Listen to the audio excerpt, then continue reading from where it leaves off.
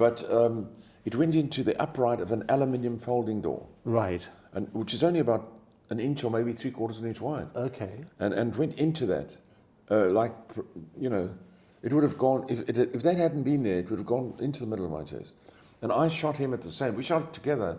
I shot him in the groin, and I had to actually phone my brother, who's a medical doctor, and I said, I shot somebody in the groin. What do you think? And he said, he'll be dead in 15 minutes. Right. Yeah. So I said to the police when they came, I think there's somebody, there were 2 dead in the house. Yes. And I said, I think there's another one that may be out in the grounds. And then they took dogs out onto the grounds and they found the other. You found the other ones as well. So you're fearing for your life. And so the gun you had at home, and so people understand what's happening. 357 Magnum. Right. So it's a large gun. They work on that sort of basis. Well, yes, it's a 357 Magnum. Yes. Yeah. So you've got that sort of principle where you're actually fearing for your life, and this is why I talk about the media and how they might spin a story. You were fearing for your life, and also your 6-year-old daughter, where you have a number of people breaking into the house. They're all armed. If you hadn't taken the action you took, you'd be dead. I would be dead, and the police told me they would have used my daughter for muti. And muti is? Witchcraft medicine. They actually consume bits of the child. And this has happened to other people down there, your neighbours and things like that? It was a common issue, is that right? It's still a common issue? Well, you only have to listen to the stories of the people.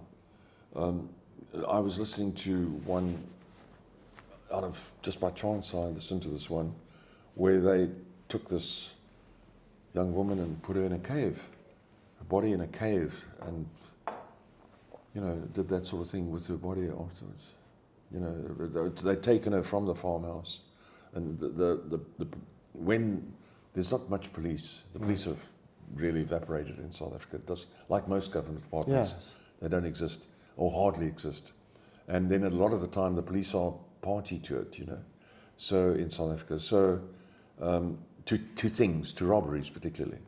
On this particular one that I listened to, the family was 5 or so, and they killed 3 of them, or 2 of them managed to escape, or were taken somewhere but managed to escape. And then later on, when the investigation took place, and police or whatever, and the neighbours and everybody went to the farm, they couldn't find the one lady's body, the one young woman's body, and after a long search, they found her body in a cave some miles away, for muti. Right. And so when people move to South Africa, are they given advice as to the precautions they should take for security? Well, yes, when visitors come to South Africa, because my family, being in America and bringing many people to South Africa from America, I have to tell them before they come, or my sons tell them, that they can't do this and they can't do that. And what sort of things they can't do? You can't stop at traffic lights? Can't walk in the street. Right. Can't do what in the street? Can't walk along the street. You can't walk along the street? Can't go for a walk. Wow, okay. Just indiscriminately. Even in a good area, you just, you have to be very careful. So you can't walk in the streets, don't stop at traffic lights because you get carjacked? Well, at night, you would not really stop at a traffic light, no. Right, okay. You would slow down or make all your doors are locked, make sure that you are still moving, and, if necessary, go through the red. It's that bad? Oh, yeah. Well, one of the topics, again, what I love about our conversations is that we unpack the truth behind the headlines. Yeah. And we always make sure we're not just going for the sensational, we're trying to put it into context. And Kevin's a great broadcaster. I do a show with him every week, and we have a lot of things. The Express took that, and we're looking for the headline. And what people sometimes forget is actually there are consequences of stirring things up. Is that fair? Yes, that's fair. But something I'd like to mention is prior to 1994, when the ANC government was elected, the average murder rate in South Africa over a whole year, this is unbelievable, Yes. what I'm going to tell you, Yes. was less than 200. Less than 200. Less than Okay. 200 murders a year Yes. prior to 1994. Wow. The whole country. Okay. That's almost, it's almost too hard to believe. Yes. Less than 200. And I think the least number of murders in a particular year was 170. Right. And murders are terrible things. Of course. Take a lot of And one planning, murder is a lot awful, of but this, you're a lot right, of yeah. that. It's the worst side of humanity. Yes. And but since then, the average number of murders per year is 26,000. 26,000. It's now 26,000 per year. And prior to 1994, it was less than 200. And why is that? Well, you know, I mean, we've gone backwards as Yes. a civilized nation. We're not a, we wouldn't be called a civilized nation anymore.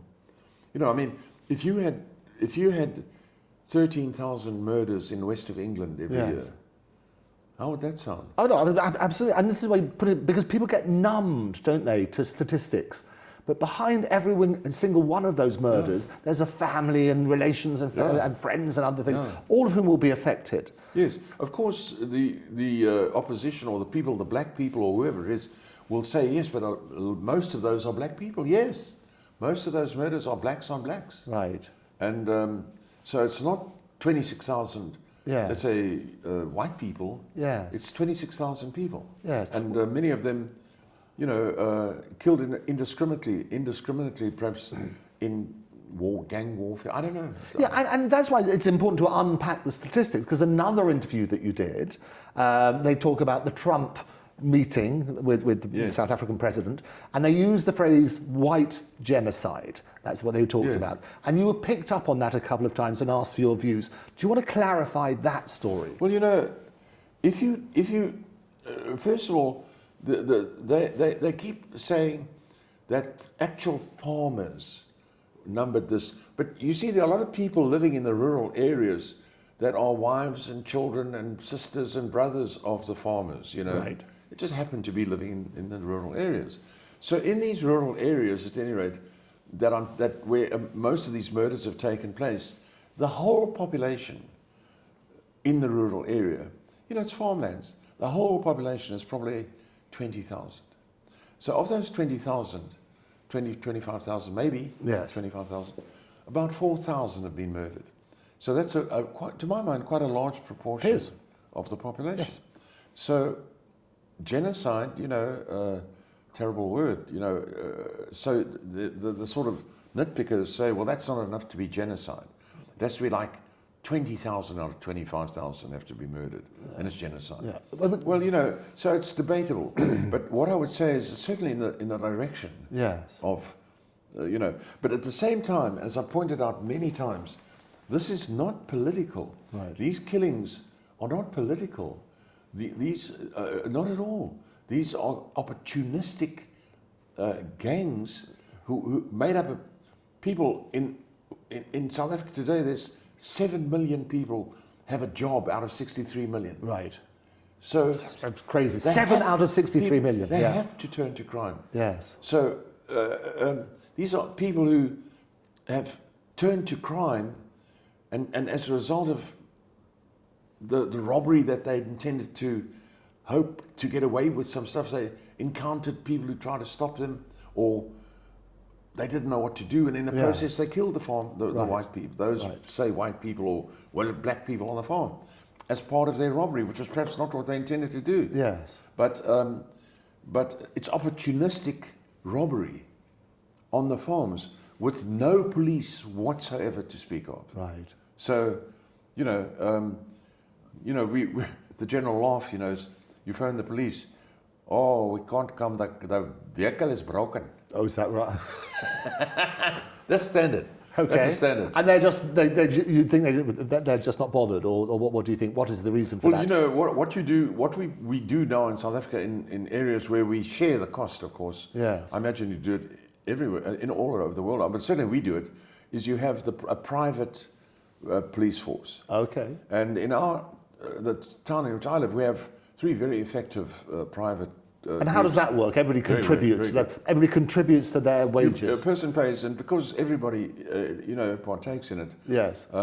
it's affordable, Yes. and worth it. Yes. And they monitor your home, and they go up and down. And if you don't pay them, what they're heavily happens? armed. Yeah, right. Oh no, it's not that. They're private. Right. It's a very good service. It's a service it's the last thing you'll dispense with. Yes. You'll let them cut off your electricity, but you won't dispense with it. But you have to privately pay for that, because the national police force, or whatever it's called, doesn't exist. Doesn't exist.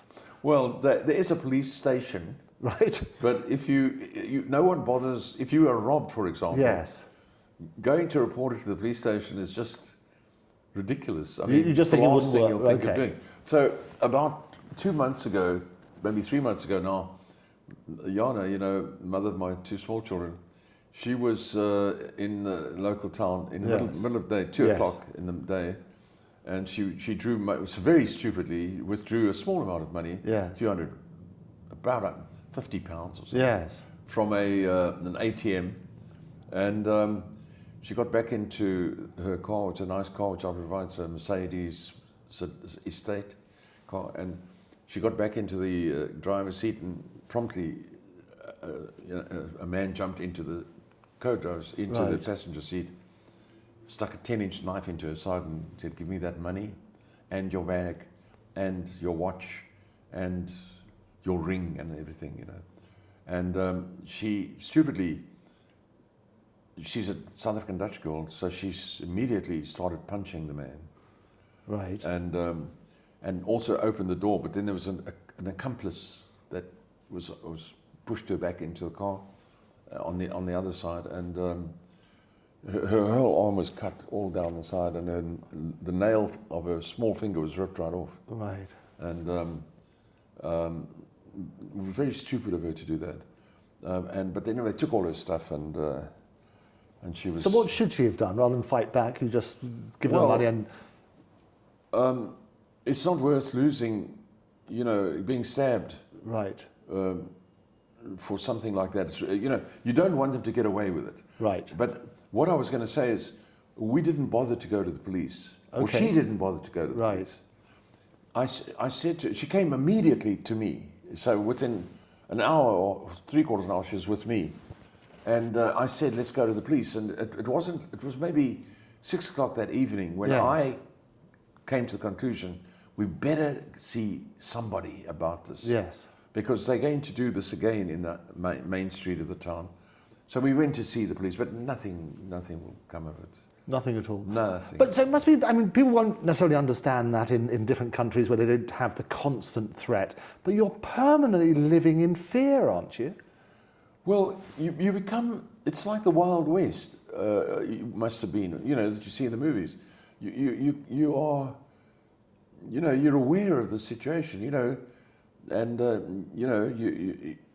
you're aware of what sort of thing is dangerous and not dangerous, and you become sort of streetwise, Right. a little bit anyway. Yeah, and it is interesting because I say language, they say the word is mightier than the sword, and people are so scared about words like racism because if they slap it on everything, it's like a label. Genocide has a specific legal definition, and what you need to do is, as you did in the interviews that you gave the facts, as you understood it. You said, here are the statistics. Yeah. Okay, it's not the legal definition of genocide, because that means something different. It's very clear what that means, but here are the facts. Yeah, it's in that direction. So, I mean, it's not that. If you listen to, people are strange when it comes to hearing about somebody else's mishap. Yes. We read about terrible aircraft accidents, right. train accidents, car accidents. Yes. And we sort of turn over, turn the page, because somehow this part of our mind that blocks that out. But if you actually find out what happened to the people, it's just too much to even. And this is why I say it's so important that people understand context. Your mind and doesn't want to know. Yeah, but it's, as I say, the consequences for you. Firstly, you're living in fear because there's a reality about it, but it has devastating effects. Going back to the intruders, because this is where it's been reported yet again, and you and I have discussed it at length on a number of occasions. Going back to those intruders, you obviously, I think you lost the hearing, one of your ear, the Yes, I lost right hearing. ear, as a result of it. That night. Absolutely. Yeah. And it still affects you to this day. Your 6-year-old daughter, she's now, I think, well, obviously a lot older, not a lot older, respectfully older. She must still be traumatized by that incident. Well, you know, oddly enough, she contacted me a couple of weeks ago. Yes. To say that she had a dream that night. Right. Of the event. She's now 32. Or 32, 31, Yes. 32. Living in America. She lives in Texas, America. yes. Yeah. She had a dream of that, and the dream was that she was lying in the lawn. We jumped, they shot the glass out Yes. of a picture window Yes. of the bedroom. So we were able to escape through that window because the glass had been blasted out Yes. from all their shooting. So that's how we got out, and we jumped through that. I expected to be cut with the glass, but I wasn't. And then we lay in the shrubbery or in the grass. And Right. it was a herb farm at one time. Yes. So we lay in the herbs, you know, as low as we could while they Yes. searched for us. And she said she remembers that. She had a dream about it. Right. Well, she would have been a That was 2 nightmare. weeks ago. So do you go and get help? I mean, do you have therapy? You say no. I mean, a lot of people would advocate that. No. I mean, as humans, we have to realize there's things that happen. But we've got inbuilt systems. We Right. all have the ability to put up with the worst. Well, you say that, but I mean, the trauma, actually, you say that the trauma of an Oxford University thing, it gave you a hemorrhage. So that... Yes, that's different. That's physical. That I have no control over that. Right. But you know, we learn to you know, use the English term. English was such an example to everybody. You have a stiff upper lip, you know. Well, that's taking it to a real extreme, though, isn't it? No, but you have a stiff upper lip. Yes. I mean, you don't. You know, that's what, you know, never mind. I mean, you just have to look at these silly world wars and stuff. Yes. And young men who had to do things that... Oh, awful. No, history is ugly. History is really ugly. Just too hard to, you know, I had a father who was, after 6 years in military, only found out in 1975. Yes. After 30 years, because he wasn't allowed to tell anybody. Nobody could know that he was, what job he did. Right. And he was in cyber warfare. He was on the field, in the field, you know, something like that. And he was a wreck his whole life. He was shaking, always shaking. Right. Well, you know, like he was shaking all the time. And it got worse as he got older. And you know. And did you ever speak to him about it? No. I spoke to my mother about it. And what did she say? Well, she told me what he was. So it was stress, and they knew about it. And did they get help in those stages or not? No, they helped him because after the war, when he came back to South Africa, he was demobbed in after a bit longer than the average. And immediately then the apartheid government came in. Right. Now the apartheid government, the first prime minister, the second prime minister, and the third prime minister had all been interned during the war as German sympathizers. Yes. So the vast majority of the Afrikaans people sympathized with the Germans, were on Hitler's side. Yes. Very much. Yes. And many Germans, as you know, after the war, came to South Africa. You know, I actually met General von Mellencamp, who was Hitler's aide de camp or something like that. Yes. And he wasn't able to get work because a lot of work in those days was with state entities like railways or the electricity supply system or the various state organizations. He couldn't get a job. Right. And until finally the army took him back in, and he worked as a storeman for the rest of his life. His solace was drink and laughter with children. Right. You know, if he was around children and laughing and playing like a child. Yes. You know, he had enough. He'd had enough. Right. And really, I mean, again, the consequences. And he was very liked. Or was he? Very liked by the kids. And Oh, right. Likes. Okay, yes. Okay. Interesting. Going back to some of these interviews, and that's why I say it's so important to unpack these, because my colleagues in the media, and I love all of them, I dance on more platforms than Paddington, but we have an opportunity to put things into context. And I saw your Sky interview where they were talking again about this white genocide, this quote, and the meeting with Trump and the president of South Africa and so on and so forth. And they kept on talking about, well, the cross is on the side. And you made the point that actually it's rather like a plaque, if you like. Yeah. It's not the graves, but it's a plaque. It's a plaque. Bury somebody along the side of the road. But this is, so they're trying to pick you up on that. How would you respond on that sort of side? Well, it's as though they haven't got an argument. So they go for something absolutely ridiculous because they haven't got any argument. So you know, it's like, picking out somebody who came to a formal dinner or something, and everything was wrong. One of his buttons was unbuttoned on his shirt or something, so let's focus on that. Yeah, he's wearing a tuxedo, but we noticed one of his buttons on. And it did seem strange. I mean, again, I know the journalist concerned, very good journalist, but she was sort of focusing, trying to pick you up on that bit. Not that they're not actually graves, they're plaques. It's ridiculous. So what? Your point was about the number of people who've been killed. The cross represents a person. Has a name on it, actually. Yes. Each cross has a name on it. And this is my point. As soon as you personify grief, because we get numb to statistics, as soon as you read a name, that's the time it hits you, isn't it? Well, yes. I said to people that the number of crosses on both sides of the road, England is a very populated place, but at the same time, when you come from America or South Africa to here, we're sort of aware, although traffic notwithstanding, everything is about an hour away. Right. The coast that way, or the coast that way, or the coast that way. It's an hour away. Yes. And so the things are all quite close together. So I said, if you take Bath and Bristol, they're not far apart at all. No. But you could use those crosses all the way along both sides of the road, between Bath and Bristol. Yes. And if people went to the west of England and saw this road with all these crosses between Bath and Bristol, and they were told these are the farmers in the area that have been killed, murdered, I think there would be a outcry. And it would be a stark reminder of facts, and this is what I say. And it's separating facts from opinion. It's going back to that sort of side. And but I don't think that was the purpose that these crosses were put there. The purpose the crosses were put there by the families was to remind people. Yes. To remind people and warn people, but not as some sort of advert or anything. No, and I think this is, so the other thing they say, I mean, Trump is very good at controlling the media narrative, he's very good at getting situations. We had what I call planned theatrics with Zelensky in the White House, and I don't think it was planned theatrics. Talk to me about the meeting he had with the South African president, and because all sorts of media picked up on quotes that were made and say that's not true and that's not true.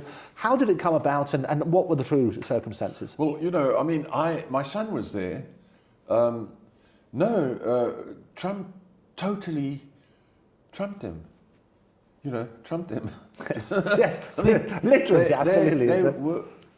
They actually went there. Yes. The ANC are a smug, arrogant bunch who have all enriched themselves horribly, hugely, at the expense of the country. Some of them are very interesting characters that I've met, and in many ways, if things had been different and they had applied themselves properly to government, maybe things would have been better. But it's become a case over the years, get rich while you can. Right. Because at some stage we won't be able to get rich again. So let's get rich while we can. That's what I would say. And they went in there thinking that these stupid Americans are so dumb. They hand out money to anybody who asks for it, especially if you say you've been treated, you've had a hard time, or somebody was nasty to you or something like that.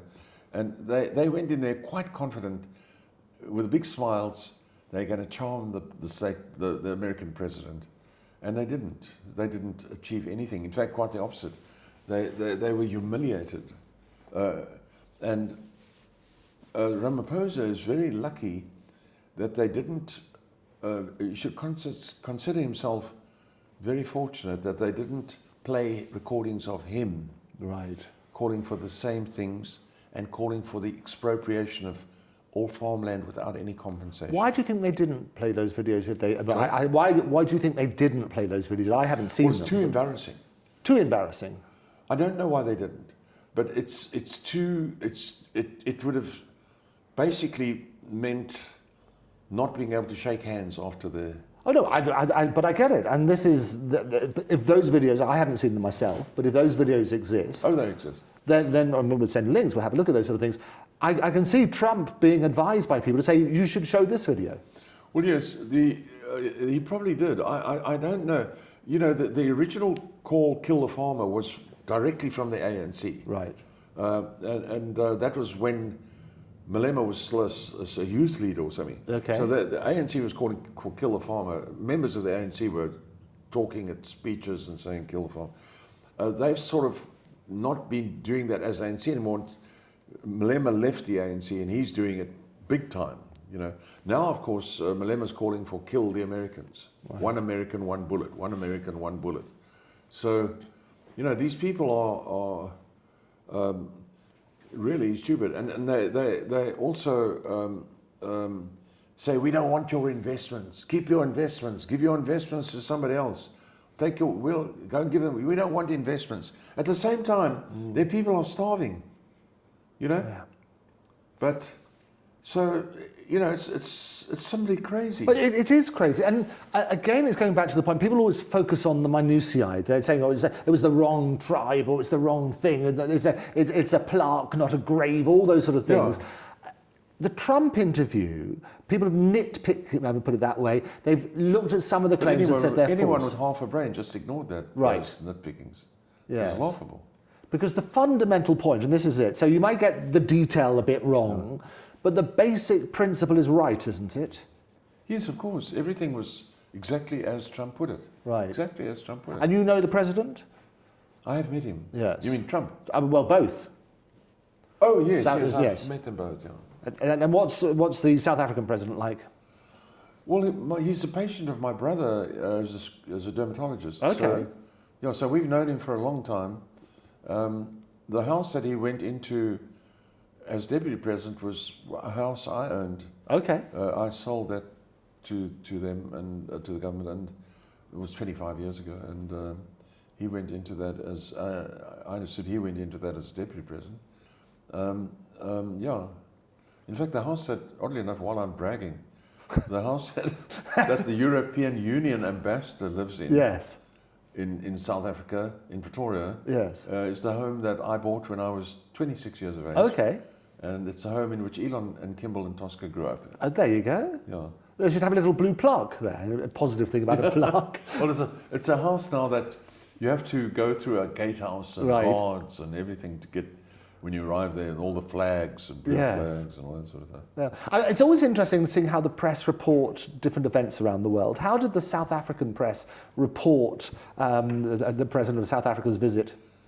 Well, you know, a very important thing was mentioned to me that I was asked, why do certain business interests and such like still help the ANC? Because to a large extent, the alternative to the ANC appears to be much worse. Okay. What's that? What's the alternative? What would that be? Well, you know, the EFF crowd. Okay. You know, the ones who are calling for kill, kill, kill.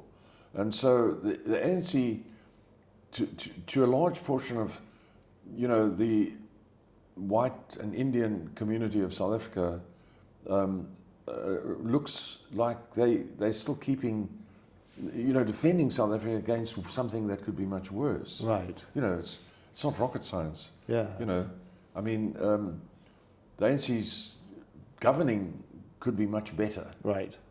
But, you know, they're not calling for, you know, genocide and all that sort of stuff. Right.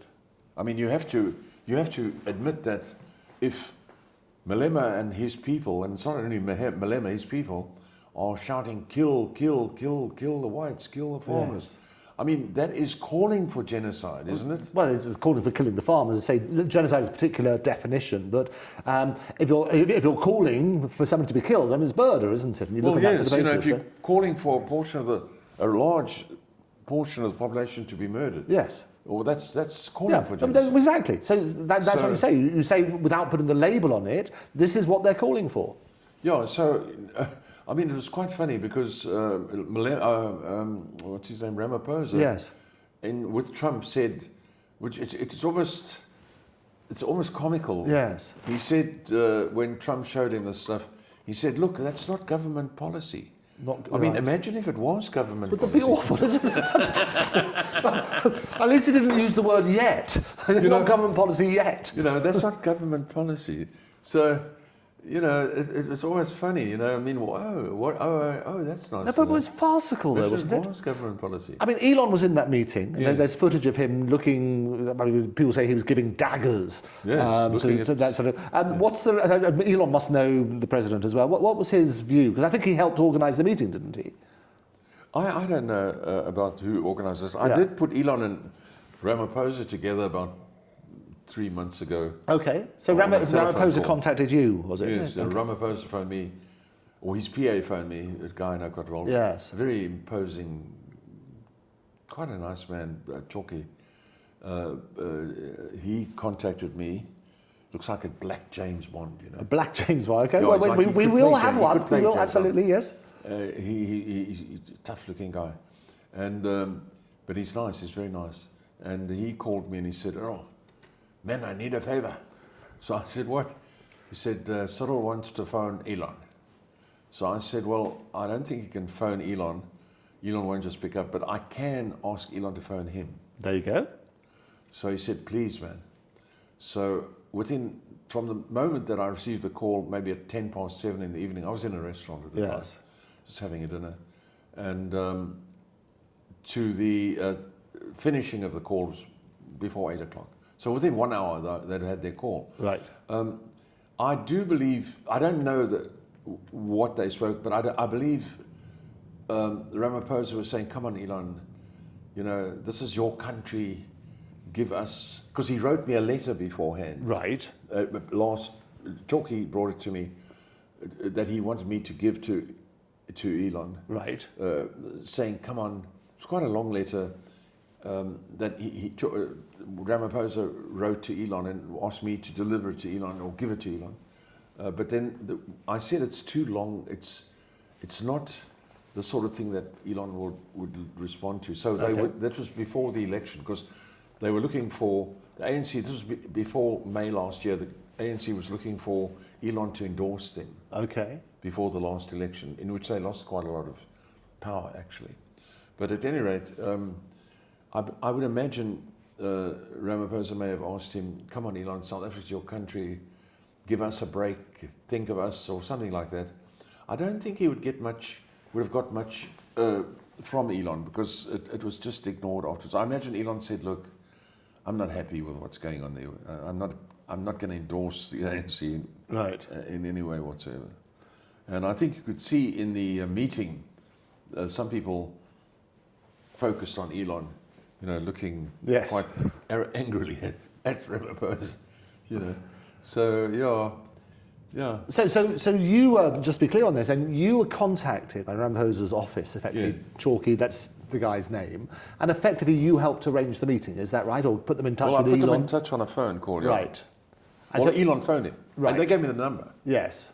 So Elon phoned him. Okay. And because it wasn't long after that the meeting with Trump, President Trump look, happened. I mean, it's possible, Yes. I know it's possible.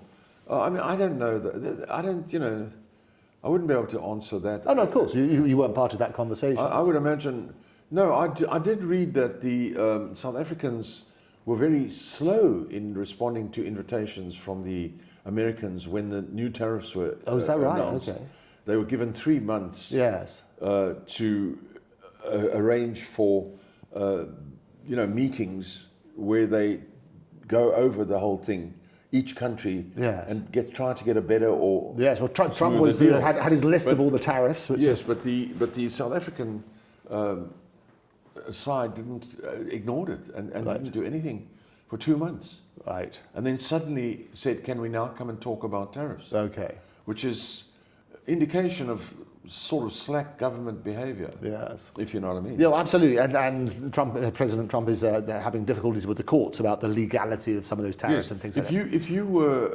If your company or Yes. whatever it is was going to be subject to some new arrangements or new Yes. costs or something like that, and that the people who were imposing those costs said to you, but if you'd like to come and talk to us, we'll see if we can make a special arrangement with you. Right. I'd be there at 8 o'clock the next morning. Of course you would. Wouldn't I? Yes. I mean, Why wouldn't you be? Well, I'd be there before they open, Yes, of course. you know. And I wouldn't wait like 2 months down the line and say, listen, I Yeah. think I should come in, you know. That's called slack government. Yes. That gives you an idea of what the government is actually doing in South Africa. Right. Or not doing, yes. Not doing. You know. Yeah. And it's interesting. I mean, you raise a very interesting point, which a lot of people do raise the question about the relationship between Elon and President Trump. And obviously, this particular situation, he might have facilitated the meeting. Do you get a lot of calls on your time trying to get Elon to do things? Oh, yeah, all the time, every day. Right. How do you handle those? Twice this morning. Twice this morning, before Yeah. breakfast. So Yeah. how do you handle that? Well, you know, I don't like to put people off, you know. If they've got something really that they say is very important to them, sometimes it's technical, sometimes it's a solution to the American problem in China. I don't know where they come up with these things, Yes. but anyway, they come up with all sorts of things. I don't like to dampen people's enthusiasm, so I say to them, put it in an email to me. You can't, they inevitably want Elon's telephone number. Yes. So I say, no, I can't do that, but you can send me an email with your ideas. Yes. And then I will forward it Right. to Elon. Yes. And I do forward it. All of them, Not or do you all of them. filter? Sometimes the things are, you know, a little bit odd. But generally, you know, if it's something, you know, Elon has a team of people Yes. that look at ideas. Yes. Especially, you know, at Tesla, for example. So they in fact, it was a few years ago, they actually invited people Right. to tell them, give them ideas. Yes. So, and they went for some weird ideas that were actually sent in. You know, like a car that doesn't hoot, but FARTs. Yes. You know? I mean, something like that. I mean, That was taken up, that idea? no, they took that idea and put it into the car. I mean, I think they took it out of Yes. it. But at any rate, yeah, no, I do that. But, you know, people are funny, you know. Sometimes they contact you and say, I've got to speak to Elon this morning. Oh, right. Yes. Okay. So I need his number right now. Yes. Because I've got to speak to him right now. So just please, you know, can just give me his number right now. I'm Yes. going to phone him now in the next few minutes. And as though, you know, you're going to go, oh, okay, right, sorry. Yes. Can't I get him to phone you? Right. You know? It is Well, extraordinary. it was isn't like that with Chalky. it? Was it? Okay. Yes. Ramaphosa wants to phone. It was exactly the same. Yes. Wants to phone Elon right now, right now. And I said, well, I can get him to phone you, but you can't phone him. You know? And how does Elon respond to that? Because obviously, and it's an interesting relationship because you're, I think, about 20 days apart from Trump. You are the same sort of age. Yeah. It is 20 days, I think. And what happened is that there's a sort of relationship, obviously, a sort of father-son relationship. I think Elon's very respectful, isn't he? He's very respectful. And I think this is the thing, people always wonder what that relationship is. How would you describe that relationship? Because I always see it like a father and son. Yes, the relationship. Elon would view Trump as my generation. Yes. Mr. Trump. It is. It's Mr. Trump, absolutely, with respect. Yes. And I can't see Elon saying Donald. No. Look, Donald. You know. Yeah, yes. I can't see him doing that. Not my son. Right. No way. Well, you didn't bring him up like that, did you? Eh? No, You brought him up to like that. respect people. No, they wouldn't do that. They'd be Mr. Trump. You know. And Donald Trump would say, call me Donald. And would he? No, he'd say, okay, Mr. Trump. But it's an interesting time, isn't it? Because Elon, with his son, X, we spoke about their son with Grimes, he was appearing at all these functions to start with and everything else. It's a bit odd for me. I think he's overdoing it, but he didn't spend a lot of time with the first bunch of kids, and so he's trying to make up for it with the new bunch of kids, you see, which is good. There's nothing wrong with that. But you're damned if you don't and you're damned if you do. I think you told me beforehand. Well, I mean, there's more to it with little X than what you know. There's a tug of war between the mother and the father. With Grimes, yes. Yeah, so it's personal. And it's difficult, the personal stuff, because, again, we've talked about this, about the tattoo. But we don't want to go there. We don't want to go there again, because we've done that. It's available on the episode. Absolutely. But a lot of the personal stuff gets, again, your interviews, which you've done, they're dragging up all the old stories about relationships. Well, yes. How do you handle that? Well, I just, give them the facts. It doesn't bother me at all. Not interested. I mean, I've been as interested as anybody else in. Sometimes you read your local magazine, yes. Personality, or we say personality and different Tatler. But people love the gossip, absolutely. Was it Tatler? Or Tatler, yes, Tatler. And Hello. Tittle Tatler. Hello. Yes, hello. Isn't that a magazine? Yes, it is. Very good one. And I'm just like the same as everybody else. Right. And I'm not doing it all the time, but if I manage to pick one up, and I'm curious, when they talk about. But when you're the subject of the story, though, when you're the subject of the story, and you have been a gloriously colourful life, let me put it that way, with 3 ex-wives. Well, I think the thing is, when stuff that is said about you is false. Yes. Is, just totally not true. Yes. I mean, where you're actually described as having done something, not good, bad, ugly. Yes. And well, that's just, there's no truth in this. Is nonsense.